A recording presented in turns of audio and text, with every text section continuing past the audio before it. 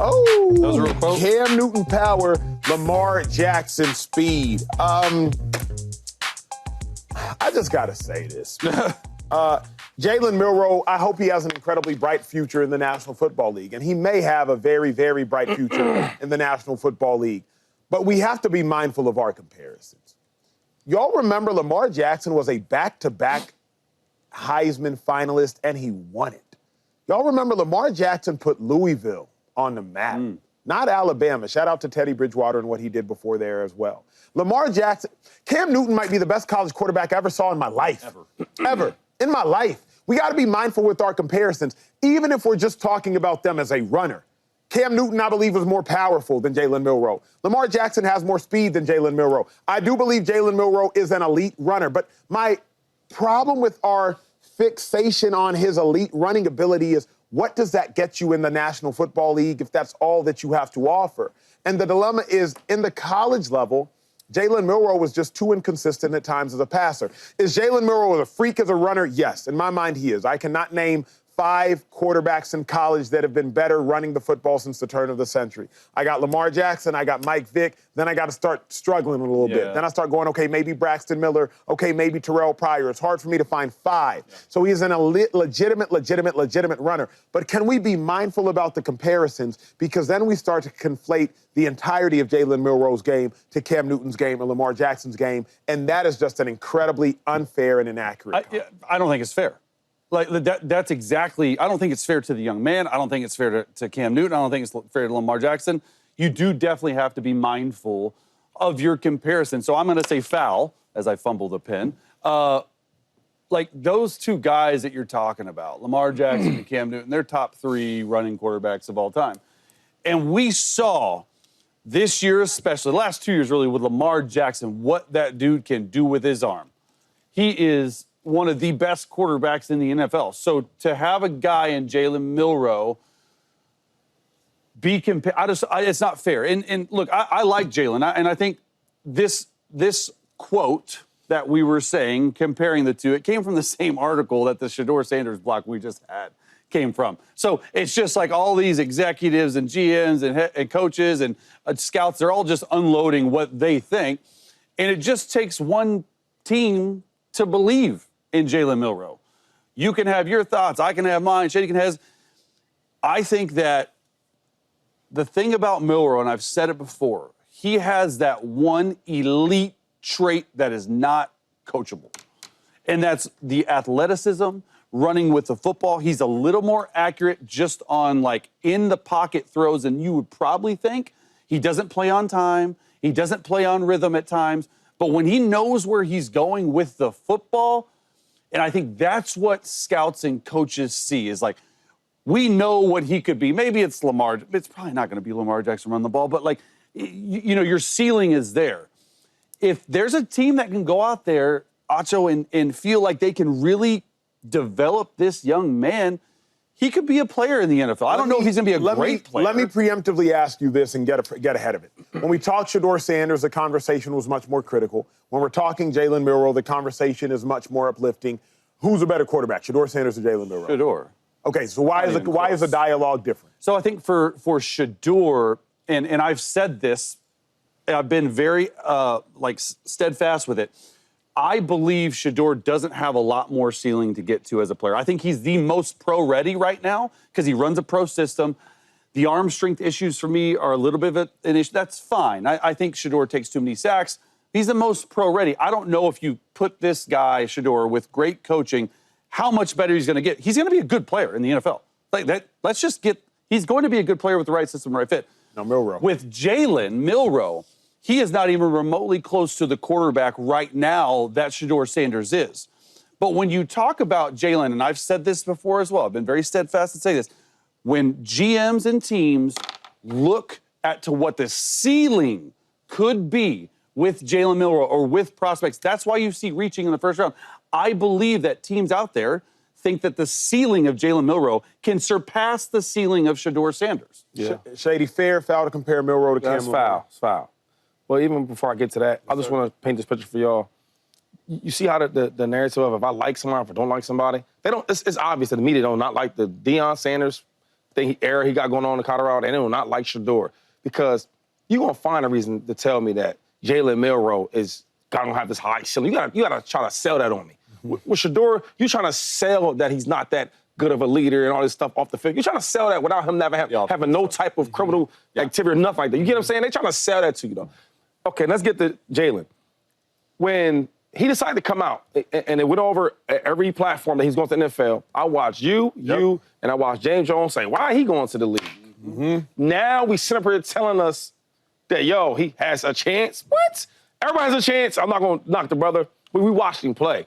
So when I'm hearing Lamar Jackson. Yeah, that's wild. When I'm hearing Cam Newton, why are we doing that? Yeah. Let's just say, man, this kid is strong. He runs really well. He's fast.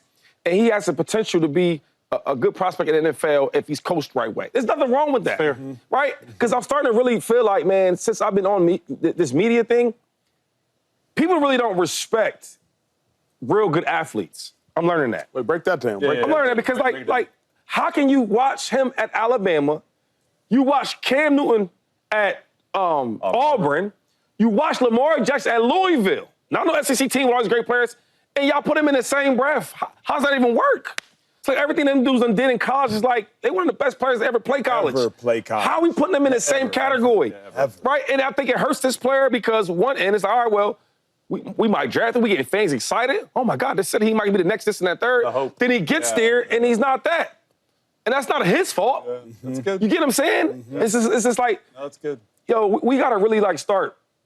And I don't know who said these things, right? Because just because it's a guy that's in the front office or works for an NFL team don't mean he knows football. I think this was a no. Okay? And that's the problem with this, man, because now you got a guy like Shador where people, well, maybe Shador's not that good because all the stories you hear.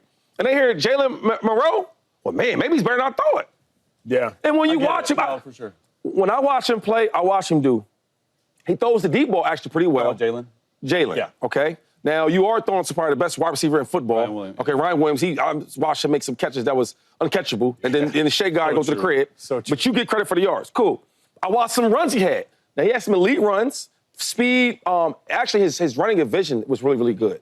Oh, right? that's good. He had like running back vision. I can see that. Set his blocks up well. Yeah. Speed, tough runner, right? He throws a lot of RPOs. But I'm not blown away when I watch him play. Correct.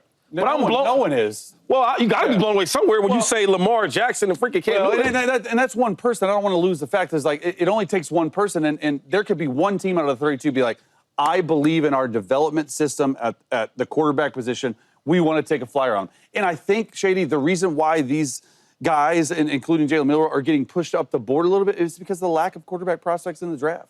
Everyone needs a quarterback. The bottom 10 teams are consistently looking to find a quarterback. Now, do I think he can be an every day quarterback in the NFL? I don't know. Right now, the answer is no, though. Like, but based on what we know from college, the answer is no. Here's my frustration with so much of this conversation around Jalen Milroe, not this conversation at the desk. The NFL is not a developmental league. For clarity, viewers at home, the NFL is not patient enough to develop you. Yes, the sir. coaches do not have enough time to develop you, and nor do the coaches necessarily care enough to develop you. The NFL is a train that is on the track, and it is moving. You get on, and you get off. They are not going to wait for you to develop. I That is not disagree what with the that NFL... for quarterbacks. Chase, we've seen Patrick it. Mahomes said a year. Jordan Love said a year. Aaron Rodgers said 4 That's the years? outlier. That's not 4 the years? norm. 4 years? That's the What I'm outlier. It's saying, not the norm. If you get the right coaching, you guys know. You guys all played it. Shady, you played at the highest of high levels. Like, the coaching for me when I got to the NFL was so much better in the NFL than college. But what I'm saying is this. For every Patrick Mahomes, there are 5 Josh Rosens. For every Aaron Rodgers, there are 10 Jamarcus Russells. It's just, yeah, you can find the Green Bay Packers and you can find Andy Reid, those outliers, but the NFL, they're not waiting on you to get better, big dog. You got 2 to 3 years, they're moving on. You got 2 to 3 years, they're moving on. If you are not good within that 2 to 3 year window, it's a wrap for you. But that's not development for me. I think that's like, because I always say about Josh Allen, right? Because Jay's like, well, he went to Wyoming. And I said, what coaches in Wyoming? Who's teaching me that? You see guys from the NFL, when they leave the Patriots or those other teams, they don't go to Wyoming. They go to the Alabama. Yeah. They go to Ole Miss. You get what I'm saying? They go to USC. They go to the top schools. So when you're a top school, you get some good coaching. Okay, now we go to another level, the NFL. You'll get better coaching. So I don't need the development period to be 3 years. But, yo, it's okay to sit for a year, get a whole off season with the coaching, with the playbook, right? And then at the second year, that's why I don't judge rookies. The second, third year, let's see it. More the second year than the third year. But here's my thing, though, bro. That's good, Remember where Milroe came from. Pro coaches are at Alabama, especially at offensive coordinator. Remember, Bill O'Brien leaves the Houston Texans and he goes to Alabama. What they do? You know, pro coaches are already Brian at Daboll Alabama. came from Alabama. Brian Daboll came from Alabama. Pro coaches are already there. So if you aren't getting developed at Alabama, why do we all of a sudden think you're going to go to the NFL where, by the way, coaches aren't all that great all the time and just get all that better? But I just don't agree. Don't you think, Acho, like in the right offense, given a year to develop or whatever you call it, because you don't think it's a develop, I do, because I've been in those rooms, like just quarterback, especially as the third string guy, like I'm having to develop, and you're having to catch on, you're having to develop by yourself. But couldn't you imagine like an offense similar to Lamar Jackson in the first 2 years, not the player, just the Lamar Jackson offense, RPO, shotgun style, to where you can almost build in half-field reads, almost like a la Drew Brees and Sean Payton's, like you know exactly where to go with the football if it's not an open run. Like, don't you think that he'd be a scary dude in the NFL based purely off where the game is going and his running ability when stuff breaks down? You don't have to get him to read the whole field. That's not him. You know what I mean? Go ahead, 2-5. Yeah, because, like, that's a good point, right? So now we're going off of projections now, right? Yeah. I mean, that's all we can do. So this is my issue with that part. And that's why I always talk about, like, players that always been really, really good, okay? So let's go to Anthony Richardson. Now, when the coach drafted him, they knew this is a project. But they also knew, man, this dude's 6'4". Yo, this dude 200-something pounds. Yo, he got a little Cam Newton in him. He kind of big, he kind of strong, he kind of fast. Maybe we could eventually, with good coaching, develop him to be a superstar and justify why he was a top 5 pick. You see where this is going? Yeah, no, that's good. Instead of, it's a great well, look, man, this kid right here, he's always been good. When I watch him play, he looks like the best player on the field. Yeah. We talking about the NFL. This is not college. It's not a whole bunch of red shirts and yellow shirts. That's a great call. You get what I'm saying? That's why when I get to the NFL, I get so angry because when you come to this level of the elites, let's see how good you really are. Yep. I don't want a guy that we got to think about with maybe, well, hopefully. Yeah. No. He looks good. I watch him. He looks fast. He looks strong. Looks powerful. And he produces. Yeah. That's why we draft him. I just don't think this draft is full of quarterbacks like that. So I think we just reached now. We talking about Cam Newton and Lamar Jackson. We got to stop that. What up, YouTube family? Welcome to the facility. Thanks for watching, and you better be sure to hit that subscribe button if you want to get more highlights from the show and all of our exclusive content.